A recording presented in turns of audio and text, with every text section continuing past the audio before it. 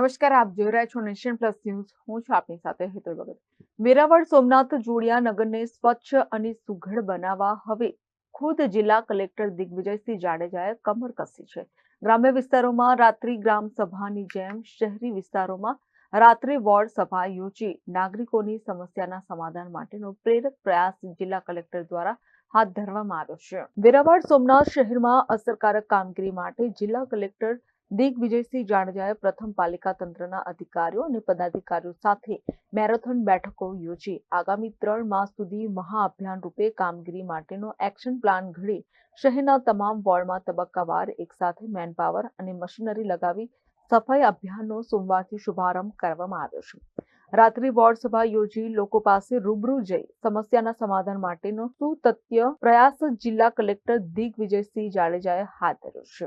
શહેરના ward number 7ના જુદા જુદા વિસ્તાર જિલ્લા કલેક્ટર દિગ્વિજયસિંહ જાડેજાના અધ્યક્ષસ્થાને સ્પોર્ટ કોમ્પ્લેક્સ ખાતે રાત્રિ વોર્ડ સભા યોજાઈ હતી, જેમાં પ્રાંત અધિકારી વિનોદ જોશી, પાલિકા પ્રમુખ પલ્લવી જાની, કારોબારી અધ્યક્ષ ચંદ્રિકા સિકોતરિયા સહિત નગરસેવકો અને પાલિકા તંત્રના જવાબદાર અધિકારીઓ કર્મચારીઓ ઉપસ્થિત રહ્યા હતા. આ રાત્રિ વોર્ડ સભામાં જાહેર કચરાના પોઈન્ટ, ખુલ્લા પ્લોટમાં થતી ગંદકી, ડોર ટુ ડોર કચરા કલેક્શનમાં ચાલતી લોલમલોલ ગટર, રસ્તા સહિતના મુદ્દે રજૂઆતો કરી હતી. પ્રજાજનોએ જિલ્લા કલેક્ટર સમક્ષ પાલિકા તંત્રની લાલિયાવાડીની પોલ ખોલતા સફાઈ, પાણી, રસ્તા, લાઇટ જેવી પ્રાથમિક સુવિધા બાબતે દાખવવામાં આવતી દુર્લક્ષતા મુદ્દે રજૂઆતનો મારો ચલાવ્યો હતો. હું કલેક્ટર સાહેબનો આભાર માનવા માંગીશ, કારણ કે આટલા સમયથી અમે તો કોઈ દિવસ ઇતિહાસ જ બની ગયો સમજી લ્યો કે પહેલી વાર કલેક્ટર સાહેબે અમારા પ્રશ્નો સાંભળી અને અમને સોલ્વ કરીને આપ્યા છે અને હજી પણ આગળ કામ કરવાની એને બાહેંધરી આપી છે.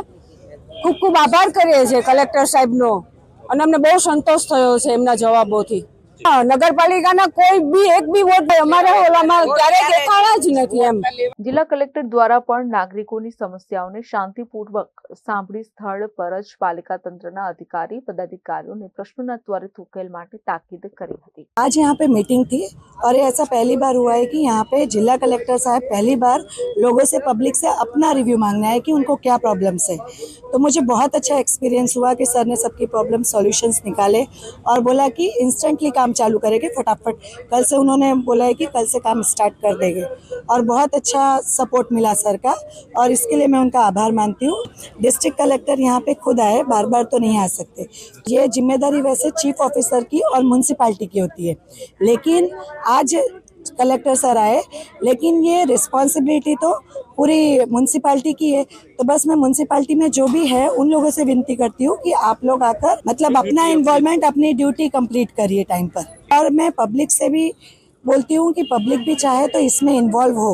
जितना पब्लिक जागरूक होगी तो उतनी हमारी सिटी भी क्लीन रहेगी और पब्लिक उठेगी, पब्लिक जागरूक होगी तो ही हमारा वेरावल भी क्लीन रहेगा.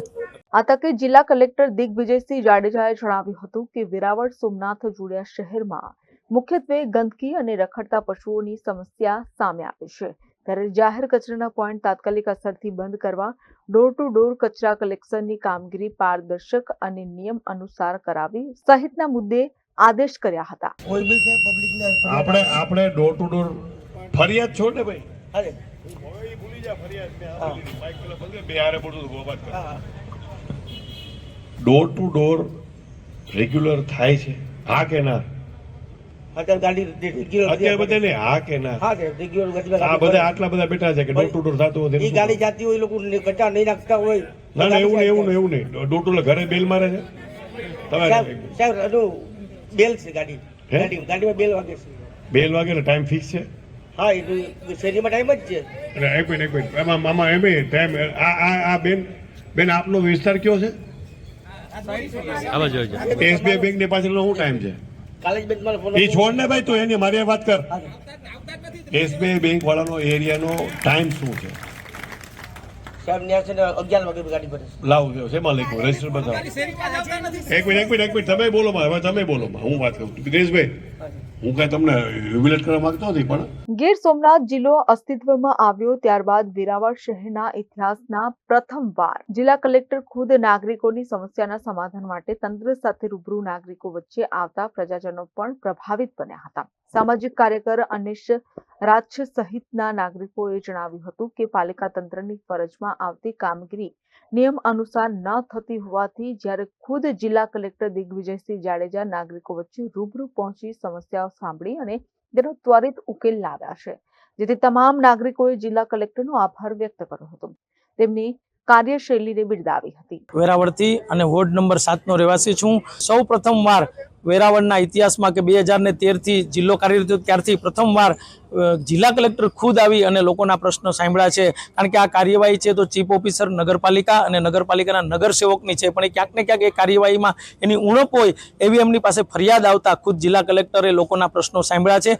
વેરાવળના ઇતિહાસમાં આવો આ પહેલો એવો બનાવ બન્યો છે કે આપણે ગ્રામ સભા એ શબ્દ આપણે સાંભળ્યો છે કે જે ગ્રામ પંચાયતમાં ગામડાઓમાં થતો હોય છે, પણ આ શહેરમાં પહેલીવાર વોર્ડ સભા કરીને જે જિલ્લા કલેક્ટરે પહેલ કરી છે, લોકો એને બિરદાવી રહ્યા છે. અને લોકોએ નાનામાં નાના જે લેડીઝ પણ અહીંયા ઘણી બધી હતી એ લોકોના પણ નાના મોટા પ્રશ્નો સફાઈના હતા એ સારી રીતના સાંભળી અને જે તે વોર્ડના જે અધિકારીઓ કે નગરસેવકને સૂચના આપીને તરતોતમાં એ કાર્યવાહી કરવા માટેના જે નિર્દેશો કર્યા છે એ માટે ખરેખર લોકો એમને બિરદાવી રહ્યા છે. Mahesh Dodiya, nation plus news, Gir Somnath. સમાચારોના સતત અપડેટ મેળવવા માટે અમારી નેશન પ્લસ ન્યૂઝની યુટ્યુબ ચેનલને સબસ્ક્રાઇબ કરો, બેલ આઇકન દબાવો અને જોડાયેલા રહો ફેસબુક, ઇન્સ્ટાગ્રામ અને ટ્વિટર પર.